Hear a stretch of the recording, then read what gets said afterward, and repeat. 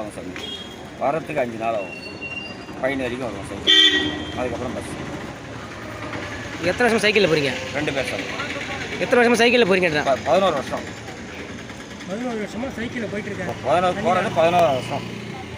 11 வருஷமாக போகிறாங்க சைக்கிளில். போகிறது 11 வருஷம். எத்தனை நாளில் போவீங்க அங்கே? 7 நாள் ஆகும் சார். அங்கே போனால் உங்களுக்கு வரவேற்பு தருவாங்களா? சைக்கிளில் போகிற சைக்கிளில் அதெல்லாம் ஒன்றும் பிரச்சனை இல்லை. இப்போ வந்து உங்கள் பேர் சொல்லுங்கள், பாப்பா பேர் சொல்லுங்கள். என் பேர் கணேசன், எதிராணி.